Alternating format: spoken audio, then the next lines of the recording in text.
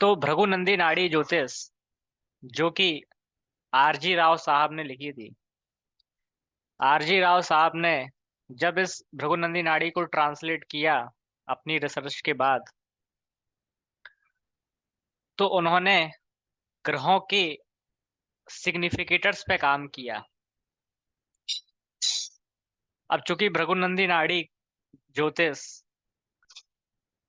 Astrology की वो विधा है जो सबसे पुरानी मानी जाती है और सबसे एक्यूरेसी मानी जाती है, जो कि सबसे पुरानी मानी जाती है और सबसे एक्यूरेट मानी जाती है। इस विधा के माध्यम से आपको बिना किसी चार्ट एनालिसिस के, बिना किसी कैलकुलेशंस के, बिना किसी पेड सॉफ्टवेयर्स के, आप किसी के चार्ट की भी प्रिडिक्शन बहुत आसानी से, बहुत इजीली से, बहुत कम मिनट में कर सकते हैं। तो भृगुनंदी नाड़ी की अपनी एक ब्यूटी है। वो ब्यूटी ये है कि आपको इस कोर्स के माध्यम से या इस शास्त्र के माध्यम से एक तो कैलकुलेशन आपको ज़्यादा नहीं करनी पड़ती, दूसरा आपको किसी भी पेड सॉफ्टवेयर पर डिपेंडेंसी नहीं होना पड़ता, और तीसरा आपको बाकी विधाओं में जो बहुत ज़्यादा एनालिसिस करना पड़ता है वो सारा का सारा एनालिसिस आपको इस शास्त्र में नहीं करना पड़ता। जैसा कि आप जानते हो कि केपी एस्ट्रोलॉजी में हम कस्पल सबलॉट, सबलॉट, फिर दशाएं, फिर ट्रांजिट वगैरह अप्लाई करते हैं। हम वैदिक एस्ट्रोलॉजी में D1 चार्ट अप्लाई करते हैं, नवांशा अप्लाई करते हैं, षोडश वर्ग अप्लाई करते हैं, अष्टक वर्ग अप्लाई करते हैं। उसके बाद हम कुछ बता पाते हैं। तो जो भृगुनंदी नाड़ी एस्ट्रोलॉजी है, इस कोर्स में आपको ऐसा कुछ भी नहीं करना पड़ता। इसमें केवल और केवल भृगुनंदी नाड़ी के रूल्स, जो कि केवल और केवल D1 चार्ट से अप्लाई होते हैं और प्लेनेट की डिग्री पर अप्लाई होते हैं, केवल ये दो चीजों की सहारा लेकर आप किसी भी व्यक्ति का कुछ चार्ट को देखकर बहुत आसानी से, इजिली, मिनटों में प्रिडिक्शन कर सकते हैं। तो मैंने इस कोर्स में 200 से ज़्यादा प्रिडिक्शन को इंक्लूड किया हुआ है, जिनको आप किसी भी क्लाइंट के साथ फर्स्ट कंसल्टेशन में एज अ इफेक्ट बनाने के लिए, इम्प्रेशन जमाने के लिए आप बहुत अच्छी तरीके से उसके जीवन की प्रिडिक्शंस को बता सकते हैं। उसी में से कुछ पार्ट आज मैं आपके साथ शेयर करता हूँ। एक बहुत कॉमन सा, प्रचलित सा मार्केट में योग है, एक कॉम्बिनेशन माना जाता है मार्स और मरकरी का, सॉरी, मार्स और वीनस का। मार्स और वीनस का योग एस्ट्रोलॉजी के हिसाब से अलग अलग माना जाता है। केपी में कुछ अलग लोग कहेंगे। तो हर शास्त्र के हिसाब से हर एक योग की अपनी एक डेफिनेशंस होती है। लेकिन भृगुनंदी नाड़ी, जैसा कि मैंने आपसे कहा, ये सिग्निफिकेटर पे काम करती है। ये उस प्लेनेट के बेसिकली कारकत्वों पे काम करती है, जो कि उस प्लेनेट के कारकत्व होते हैं। तो आपको पता है कि कारकत्व का मतलब है जो उसके प्योर नेचर होता है। मतलब किसी भी प्लेनेट का जो एक प्योर नेचर होता है, जो उसका खुद का नेचर होता है, उसको हम कारकत्वा कहते हैं। अब ये कारकत्वा दो टाइप के होते हैं, एक जीव और एक अजीव। इसको हम लिविंग और नॉन लिविंग भी कह सकते हैं। जैसे मंगल एज अ जीव में कहा जाए तो वो भाई को रिप्रेजेंट करता है, और अजीब में यदि बात की जाए तो उसे हम पराक्रम कह सकते हैं, मेहनत कह सकते हैं, स्ट्रगल कह सकते हैं, हार्ड वर्किंग कह सकते हैं। तो वैसे ही हर एक प्लेनेट के अपने कुछ लिविंग थिंग्स और कुछ नॉन लिविंग थिंग्स होती हैं। तो ये प्रिडिक्टिव भृगुनंदी नाड़ी का जो कॉन्सेप्ट है वो इस living and non living thing के कॉन्सेप्ट पे बेस्ड होता है। इस कोर्स में आपको इस शास्त्र के माध्यम से यही पता चलेगा कि आप प्लैनेट्स के बेसिक कारकत्वों का यूज करके कितनी अच्छी प्रिडिक्शन आप कर सकते हैं। तो दोस्तों, जो भी इस वीडियो को देख रहा है, यदि आपको नाड़ी शास्त्र के कॉम्बिनेशंस का नॉलेज है, यदि आपको नाड़ी शास्त्र के कॉम्बिनेशंस का आइडिया है, तो नाड़ी शास्त्र के जो कॉम्बिनेशंस जिस तरीके से रूल्स अप्लाई होते हैं, यदि उन रूल्स के हिसाब से किसी के चार्ट में भी, चाहे आपका चार्ट हो, आपके घर वालों का चार्ट हो, आपके रिलेटिव्स का चार्ट हो, किसी के चार्ट में भी यदि मार्स और वीनस का कॉम्बिनेशन बनता है एज पर भृगुनंदन नाड़ी रूल्स के हिसाब से, तो आप उसको आसानी से कुछ प्रिडिक्शन बता सकते हैं। अब ये कॉम्बिनेशन कुंडली के किसी भी हाउस में बनता हो, किसी भी राशि के अंदर बनता हो, तो भी आप उसको आसानी से प्रिडिक्ट कर सकते हैं। मैं आपको कुछ प्रिडिक्शंस बताता हूँ कि यदि किसी के चार्ट में मार्स और वीनस की कंजक्शन है या एस पर भृगुनंदी नाड़ी के हिसाब से कॉम्बिनेशन है, तो क्या प्रिडिक्शन बन सकती है। आपको पता है कि जब भी किसी के चार्ट में मार्स और वीनस का कॉम्बिनेशन बनेगा एस पर भृगुनंदी नाड़ी रूल के हिसाब से, तो ऐसा व्यक्ति, चाहे वो मेल हो या फीमेल हो, ऐसा व्यक्ति सेक्स के प्रति ज्यादा अट्रैक्ट होगा, अपोजिट सेक्स के प्रति उसका ज्यादा अट्रैक्शन आएगा। यदि कोई फीमेल होता है, यदि कोई फीमेल है, तो वो फीमेल काफी एंग्री हो सकती है और काफी इमोशनली भी हो सकती है।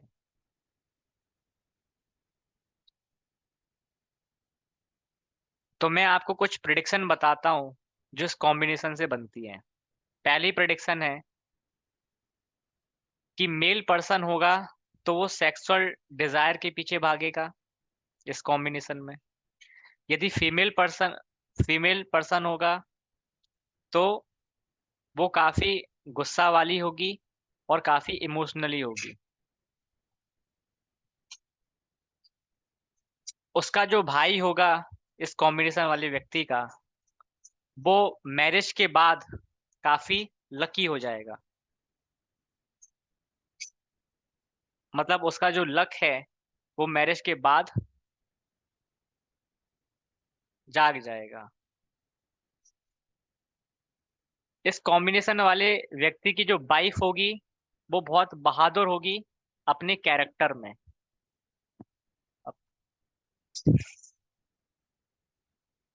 इस कॉम्बिनेशन वाले व्यक्ति की आर्टिस्टिक चीजों के प्रति, लव एंड केयरिंग के प्रति उसका ज्यादा रुझान आएगा।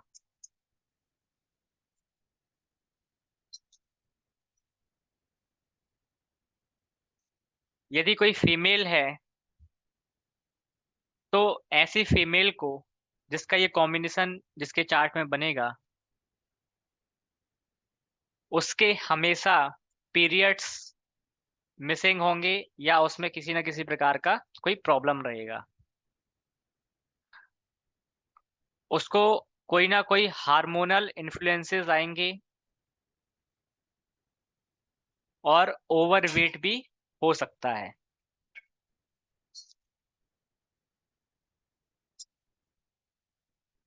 इस कॉम्बिनेशन वाले व्यक्ति के चार्ट में यदि वीनस और मार्स का कॉम्बिनेशन हो और इसके बीच में या इन दोनों ग्रहों पर किसी भी नेगेटिव एस्पेक्ट या नेगेटिव प्लेनेट का, एनिमी प्लेनेट का कोई भी योग ना बन रहा हो, तो हस्बैंड और वाइफ के बीच में बहुत अच्छी तरह से बॉन्डिंग रहेगी।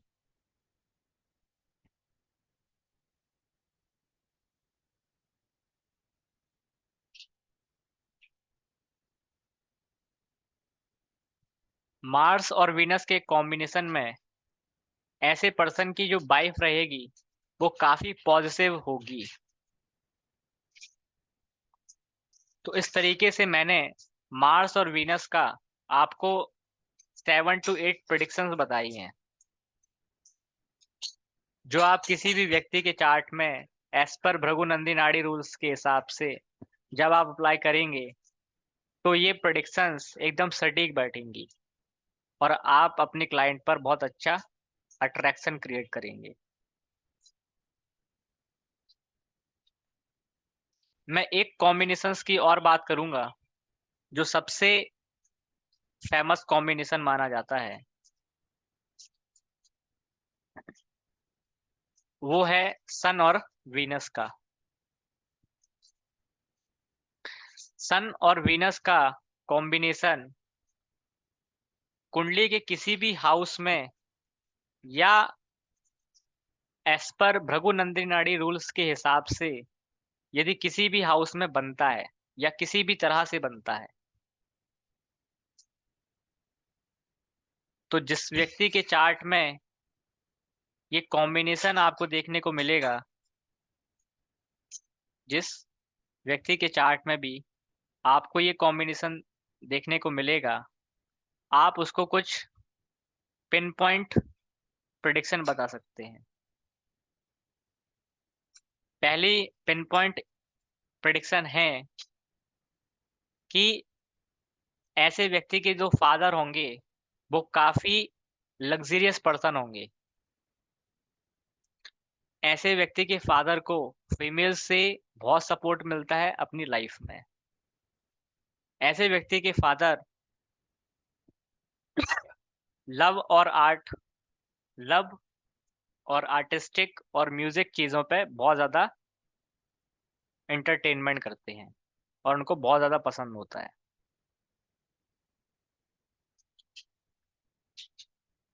ऐसे व्यक्ति का सीमेन काउंट बहुत कम होगा। जिसके भी चार्ट में सन एंड वीनस का कॉम्बिनेशन होगा, उस व्यक्ति का सीमेन काउंट बहुत कम होगा, जिसके कारण हो सकता है कि उसको चाइल्ड बर्थ करने में प्रॉब्लम आए। ऐसा व्यक्ति ज्यादातर लग्जरियस और पॉश एरिया में रहना पसंद करता है। जिसके भी चार्ट में सन और वीनस का कॉम्बिनेशन होगा, उसको मैरिज के बाद नेम, फेम और मनी मिलता है।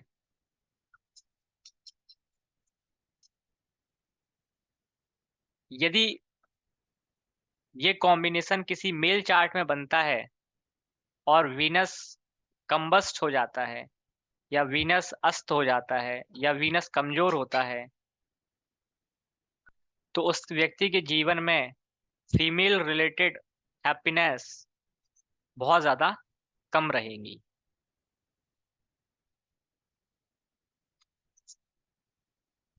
ऐसा व्यक्ति जिसके भी चार्ट में ये कॉम्बिनेशन बनेगा, वो व्यक्ति बहुत ज्यादा पैसे खर्च करता होगा अपने फादर के जैसे। उसके फादर भी काफी खर्चीले होंगे और वो भी अपने फादर के जैसे काफी पैसे खर्च करता होगा।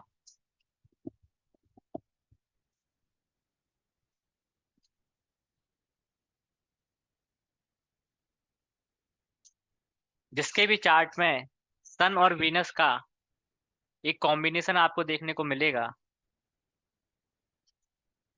उस व्यक्ति के, उस पर्सन के डॉटर यदि होती है जो कि फीमेल होगी, यदि डॉटर होती है तो वो काफी नेम एंड फेम अचीव करती है।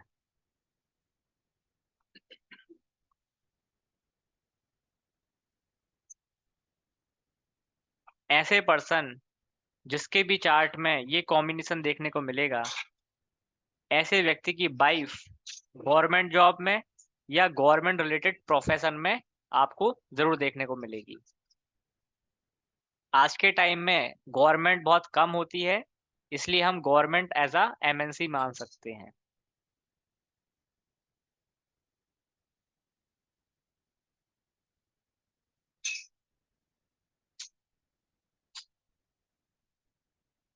तो इस प्रकार से आप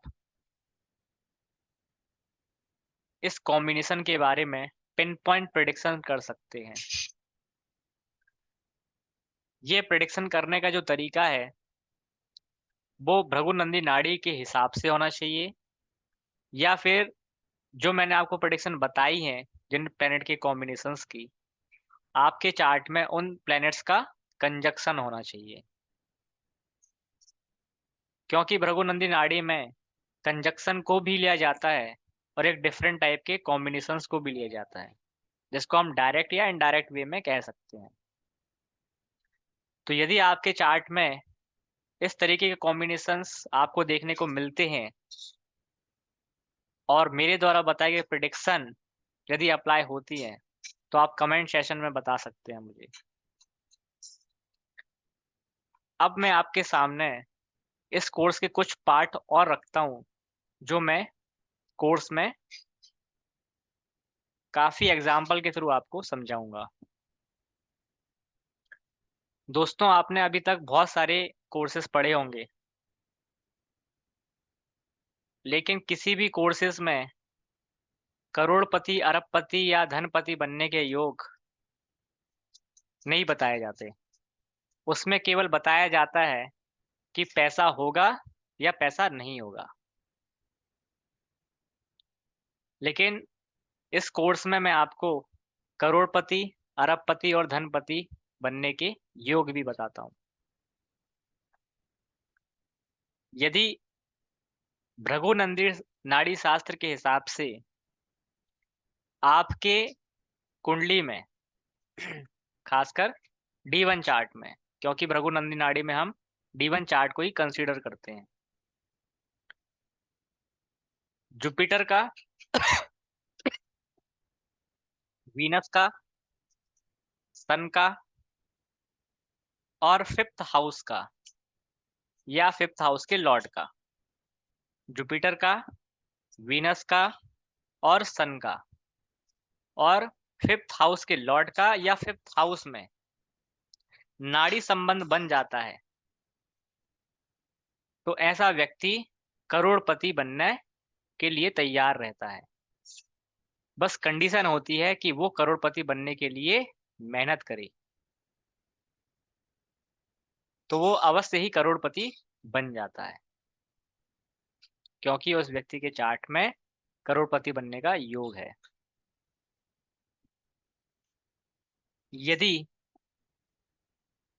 आपके किसी के चार्ट में भी मंगल का, शनि का, उच्च के राहु का, उच्च के राहु का नाड़ी शास्त्र के हिसाब से यदि कॉम्बिनेशन बन जाता है, तो आपके चार्ट में अरबपति बनने का योग है, अरबपति बनने का योग होता है। मैं आपको जो रूल्स बता रहा हूँ, ये आप अपने अपने चार्ट में, अरबपतियों के चार्ट में, करोड़पति के चार्ट में लगाकर देख सकते हैं। यदि जुपिटर का, मरकरी का, वीनस का और शनि का, इन चारों का संबंध, नाड़ी संबंध यदि बन जाता है भृगुनंदी नाड़ी के हिसाब से, तो इसको हम वैभव लक्ष्मी का योग कहते हैं। ऐसे व्यक्ति के पास काफी पैसा अच्छा होता है।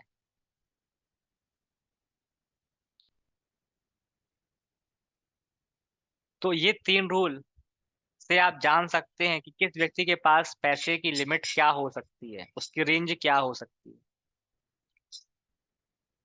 तो आप मेरे द्वारा बताए गए 3 रूल, अरबपति का, करोड़पति का और धनपति का, ये आप अपने चार्ट में, घर वालों के चार्ट में, या जिसके भी चार्ट में, या जिसके पास भी खूब पैसा है, या जो अरबपति हैं, करोड़पति हैं, खरबपति हैं, उनके चार्ट में आप ये लगा कर देखें और कमेंट सेक्शन में मुझे बताएं कि ये कितने % काम करता है।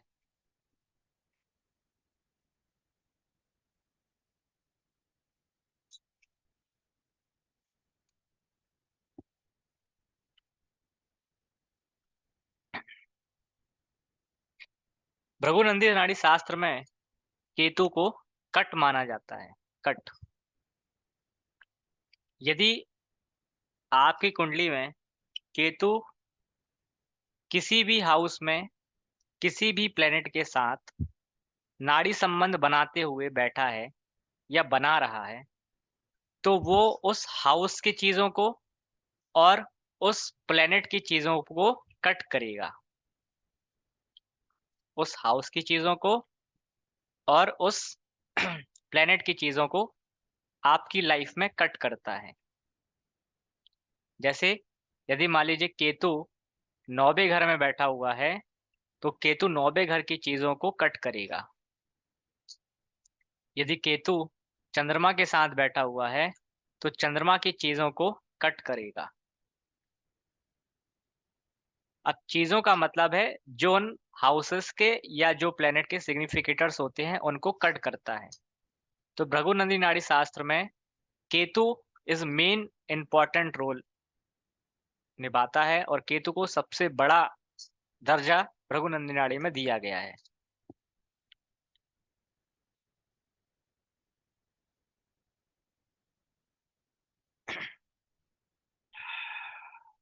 यदि जुपिटर की डिग्री वीनस की डिग्री से आपके चार्ट में ज्यादा होगी, यदि जुपिटर की डिग्री वीनस की डिग्री से आपकी कुंडली के चार्ट में ज्यादा होती है, तो व्यक्ति लग्जरी उस व्यक्ति के पास कम होती है लेकिन पैसा ज्यादा होता है। उस व्यक्ति के पास लग्जरी कम होती है लेकिन पैसा ज्यादा होता है।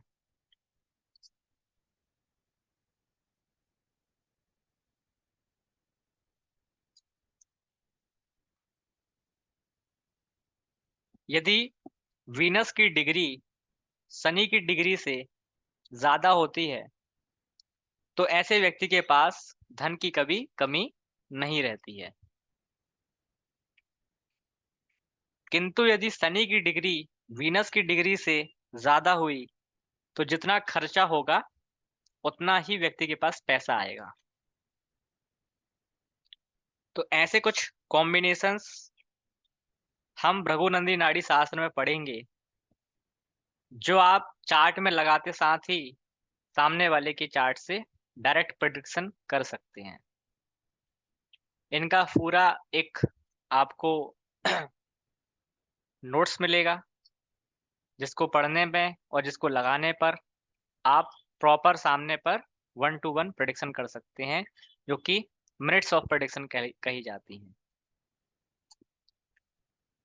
ये कोर्स फरवरी में स्टार्ट हो रहा है, जो कि एक प्री रिकॉर्डेड वीडियो का कोर्स होगा, जिसमें हम हर वीकली हर वीक में कम से कम 2 क्लासेस लाइव सेशंस की रखेंगे। उस लाइव सेशन में जो भी आपको डाउट आता है वो आप क्लियर करेंगे। इस कोर्स की फीस मात्र 1500 रुपये है, लेकिन यदि आप 10 फरवरी के पहले पहले ज्वाइन करते हैं तो इस कोर्स की फीस मात्र 555 रुपये होगी। तो आज की क्लास को यहीं विराम देते हैं। आई होप कि आपको इस डेमो क्लास से कुछ ना कुछ सीखने को जरूर मिलेगा। जय श्री राम।